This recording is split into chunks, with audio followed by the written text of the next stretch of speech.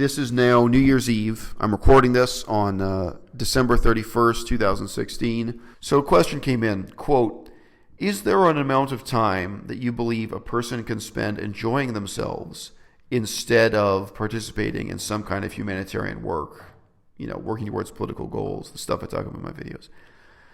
He says, what percentage of one's lifetime do you believe is okay to enjoy without warranting criticism? So you guys can imagine why he's asking that if you've been watching my recent videos. I think with activism and humanitarian work, simply put, you want to be in the position of saying, I am doing all that I possibly can. All you can may be very limited.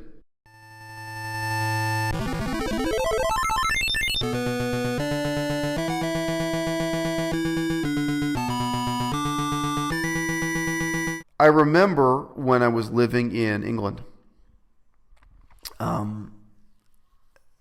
Living in England with my wife at the time. Just by coincidence, these things come and go in fashions. We heard a lot of this BS. We heard a lot of this kind of prideful boasting from male pickup artists. Really what it is on the news, on the radio, in newspapers, you hear a lot of pop psychology. And there seems to be this very popular British attitude, very popular attitude in the British Isles, that men, there's a saying in England, keep 'em keen, treat 'em mean. There were all these bizarre little social theories, pop psychology theories in England, about how men should keep their girlfriends interested, basically by snubbing them, basically by acting like they're too good for their own girlfriend. And part of that, there were all these theories circulating on the internet. But again, this was discussed on the radio and in newspapers. There was all this kind of crap, like men saying, like, you should only send your girlfriend one text message for every 3 text messages she sends you. You should only give her, 2 phone calls for every 5 phone calls you get for the woman. There were all these kind of bizarre theories about how to keep your relationship fresh or loving or meaningful or whatever for the men in England. Basically, these men trying to prove they're better than their girlfriend, I guess. Basically, by the man not paying too much attention to the girlfriend and not helping her basically not being helpful. And it's bizarre, this debate, it's not even a debate, it's really just pop psychology. And me and my wife at the time, who's now my ex-wife, we saw a lot of this, and some of the people we knew face-to-face talked in these terms also, about basically how much attention the man is giving the woman, how much attention the woman is giving the man, and even sort of who is providing what benefits. How much the man helps the woman, how much the woman helps the man. And people were really theorizing about it this way. So for me, sorry, in case you don't catch the segue, this really is linked to this question of being asked, how much time can a person spend enjoying with themselves, as opposed to how much time can they devote to the movement, how much time can they devote to humanitarian work, etc. And I remember saying to my ex-wife, to me this is just totally bizarre, because this whole mentality I see in England, which I'd never seen in America, I'd never seen in Canada. Maybe it exists in America and Canada, but I've never seen it. This whole mentality is based on the idea that your problem is restricting yourself from helping too much. That your problem is that, like, by nature, you would spend too much of your time, too much of your money, too much of your effort doing things to help your girlfriend in her life or your wife in her life, and that you should restrict yourself so that you seem more commanding or more important. It's bizarre. It's totally alien to me. But I remember saying, we discussed this at several points. I said, the reality is the opposite. The reality is, even if you do everything you possibly can do to help your girlfriend or to help your wife, it will never be enough. So you have to start from that perspective. If I'm doing all I can to help you, it's never going to be enough. But I can say, honestly, I can look in your eyes and saying, I am doing all I can. Right? And in my relationships with girlfriends or my wife or what have you, I have been in that position very, very often. At one point, my wife was living in China.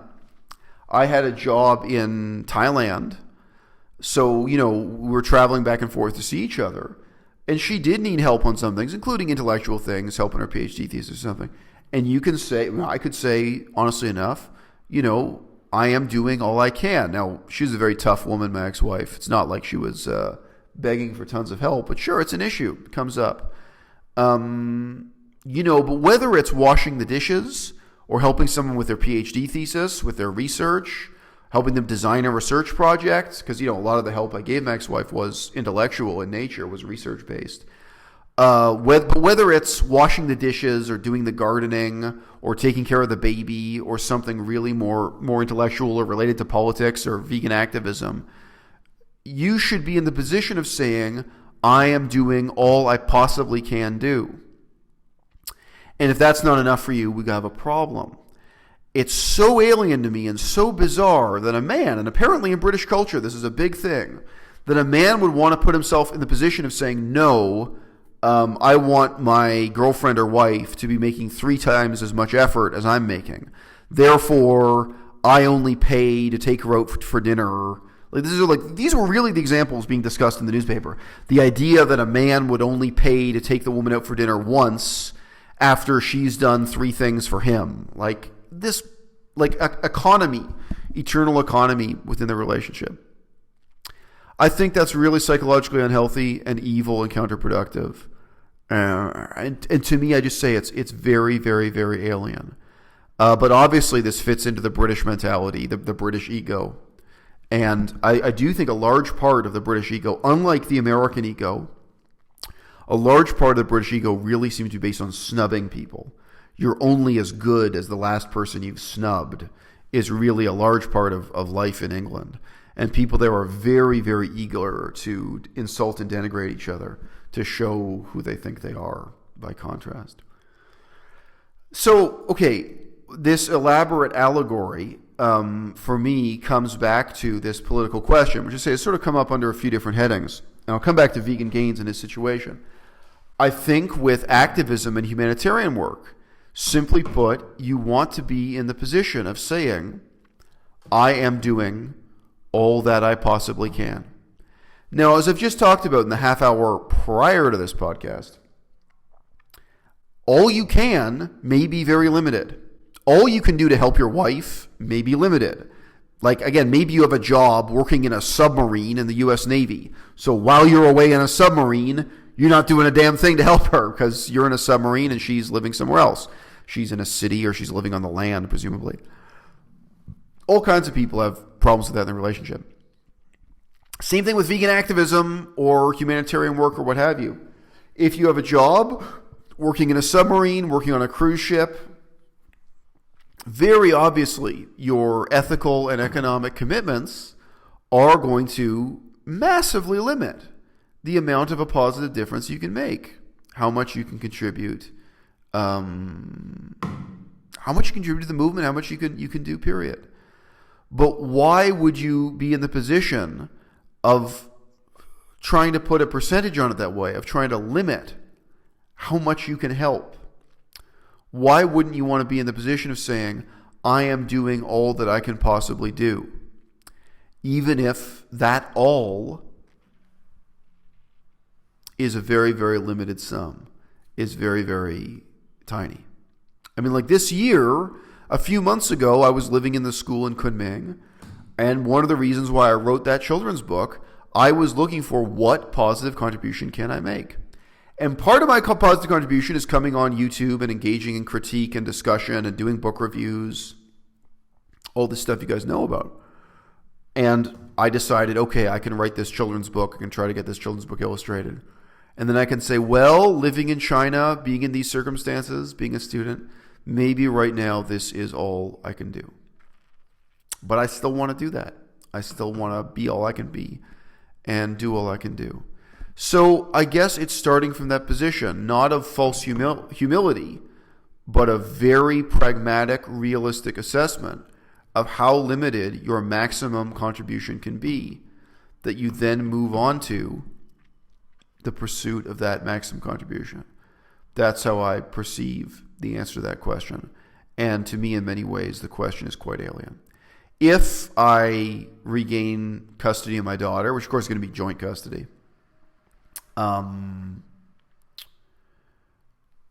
obviously the amount of time I would spend taking care of my daughter, that will again massively reduce the scope I have to engage in even YouTube or anything else.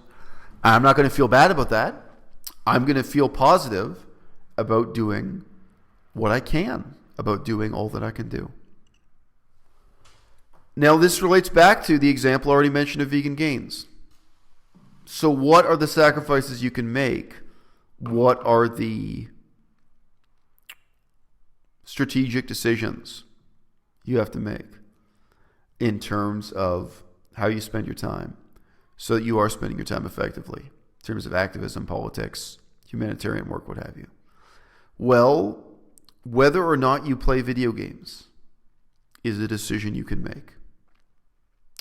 Whether or not you own a dog is a decision you can make. And there are so many other things you don't have power over, right? There's so many other things you can't control. You may have to take care of your grandmother. You may have to take care of your parents as they get old and need more help taking care of themselves. You may have to take care of your kid.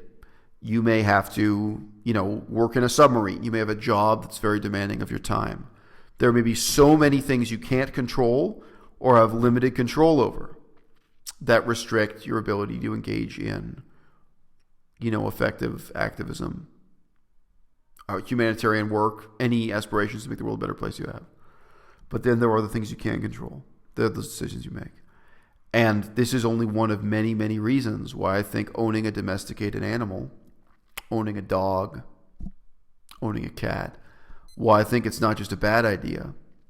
In some ways, I think it's actually, in a sense, an immoral idea. The opportunity cost is tremendous. It really is. It's a lot of time. If you are walking a dog twice a day and combing the dog and cleaning up the dog's hair and cleaning up the dog's poo and all this stuff, if you just walk a dog twice a day, that is a huge commitment of time, 7 days a week.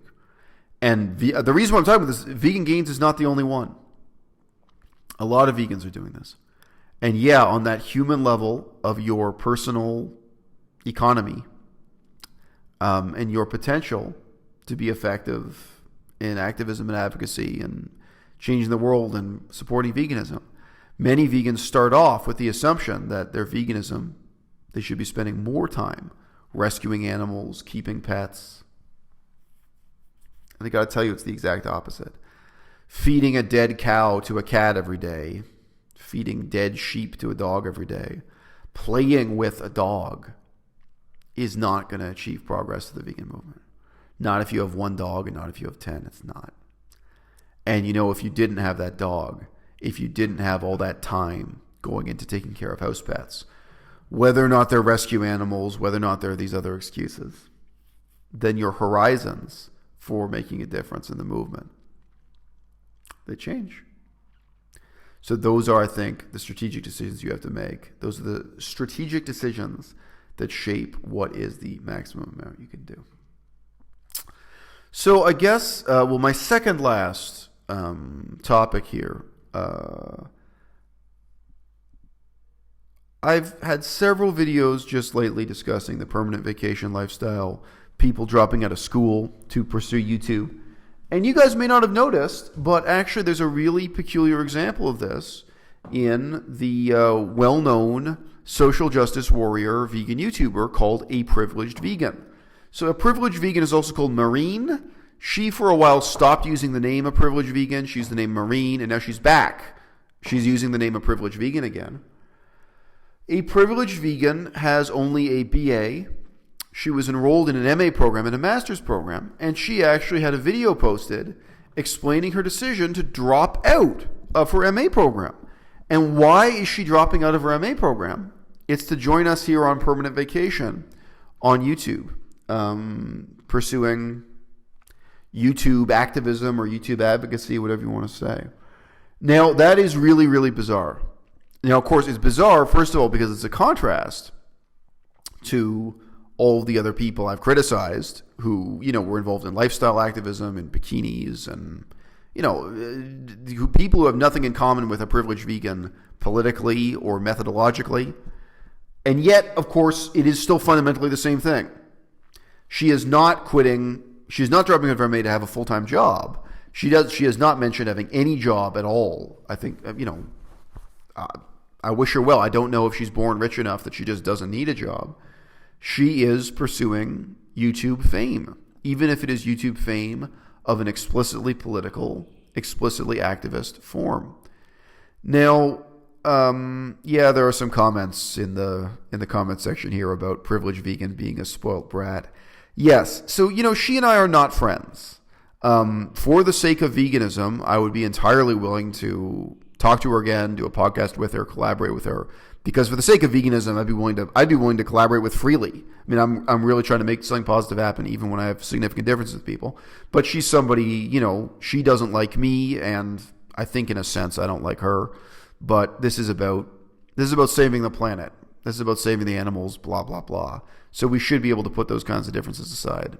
Correct me if I'm wrong. And again, there are some differences you can't put aside. I mean, remember, I'm still like the only guy on vegan YouTube to really confront the neo-Nazis and racists within vegan YouTube,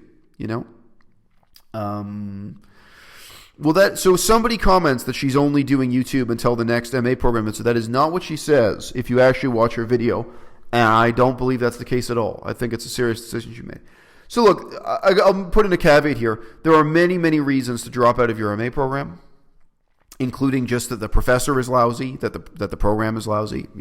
There are reasons like that where you can just say, well, it's a bad program. It's a simple enough reason to drop out, or it's going poorly.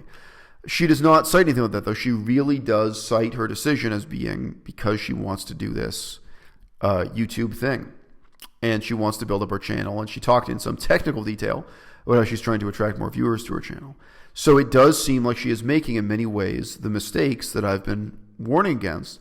And I think she is probably seriously deluded as to how big the maximum size of her audience would be. But it's a little bit extra bizarre for me because I am someone who has never had the opportunity to get a master's degree, let alone a PhD. I have quite a few videos talking about that. There's one that's just titled Why I Don't Have a PhD, parts 1 and 2. And still to this day, there are professors who are fans of my work because I went back to school at UVic. I have one bachelor's degree and I'm getting a second bachelor's degree. I still do not have a single option to get an MA anywhere in the world. A single positive, viable option. So dropping out of an MA program, dropping out of a master's degree, if it's a good program, if it's a decent program, that is quite alien and jarring to me, given what my own struggles in life have been, and given the deplorable state of Canadian academia, the incredibly poor options I've had. I don't know. What can we learn from an example of someone like Privileged Vegan? YouTube, this is the real philosophical moral I want to put on the story, guys. YouTube is wonderful and powerful because it allows us to challenge other people's opinions. I'll just use one example for myself. I think it's what I challenged a whole bunch of people who never really thought about what it means to castrate a dog. Vegans, people who are already vegans, people who already supported animal rights, and a whole lot of people had to sit down and really think about it. Holy shit. Why do we castrate dogs? Why do we castrate cats? Why do we, on a hormonal level, modify the behaviors of these animals so that they will be more like toys, more like pets, rather than having their wild behaviors? I was really successfully able to challenge people in a way they didn't expect to be challenged, where they didn't want to be challenged within veganism, thanks to YouTube. That's the positive thing about veganism. But I think the negative thing about veganism is that for people like myself, for people like Privileged Vegan and me, it makes it possible to live your whole life without being challenged.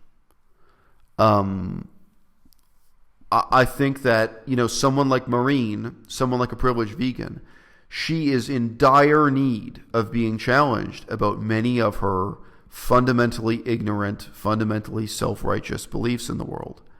And that doesn't happen through YouTube. It can happen in a good university program. It can happen between professor and student, whether it's a master's degrees program or BA. It can also just happen with people you know face to face. It can happen by going to conferences, being in some kind of Socratic dialogue with somebody. You know, Maureen had a video. I use this as an example because to me it's very smoking gun. She had a video talking about living without soap.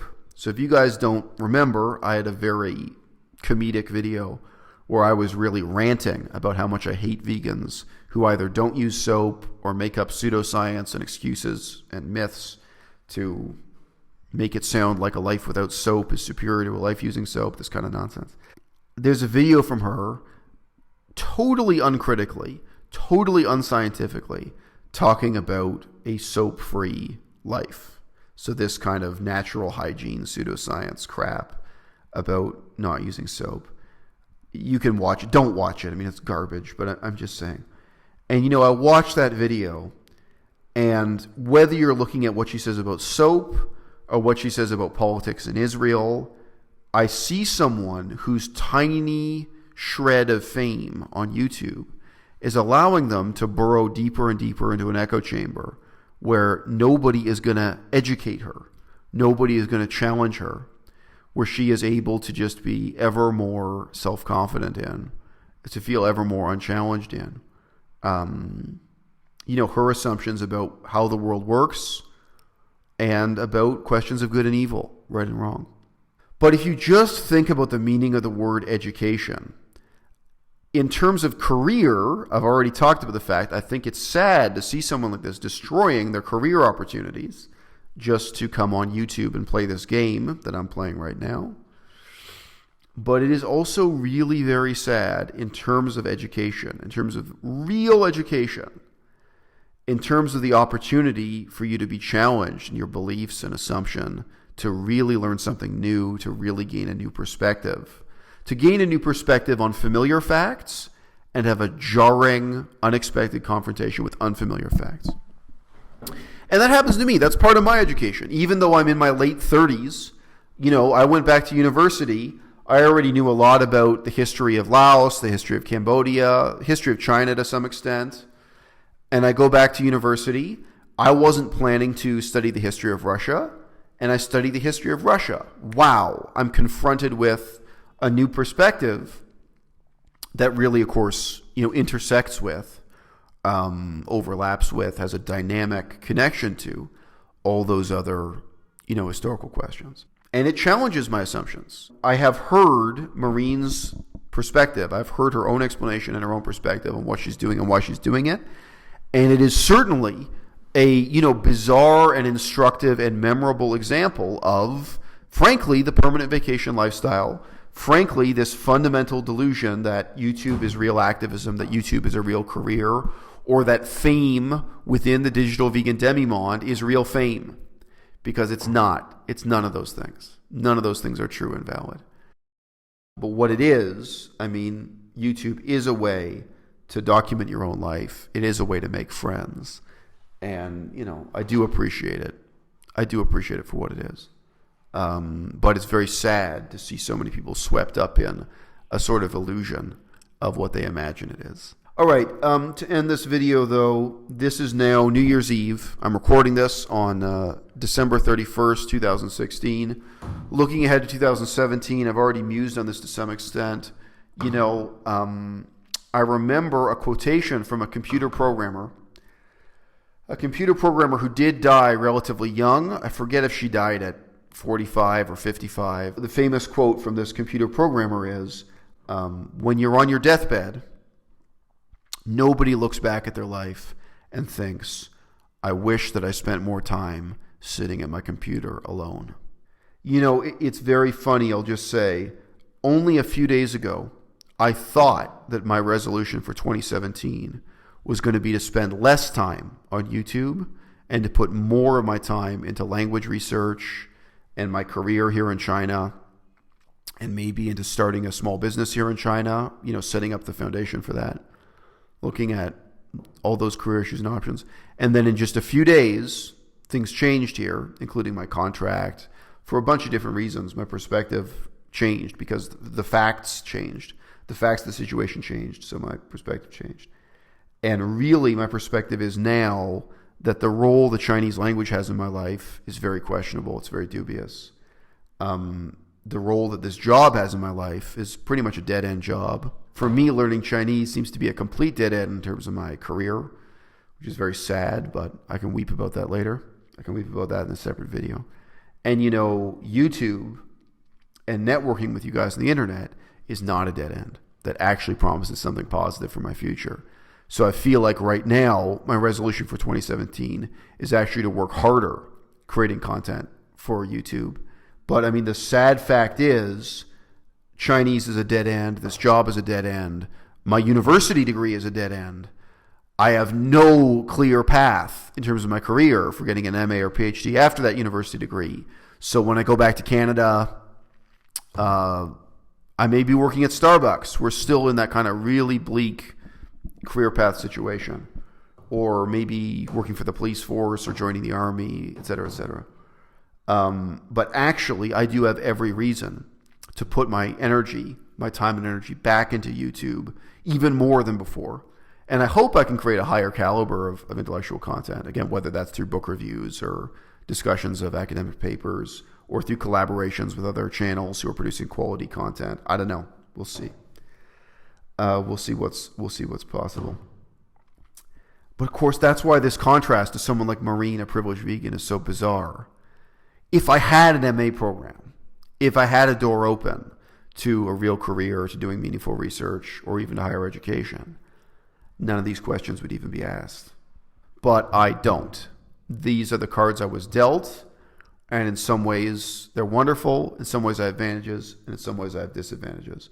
But in many ways, my career situation and even my legal situation, so on, has backed me into a corner where YouTube is the best bet I've got.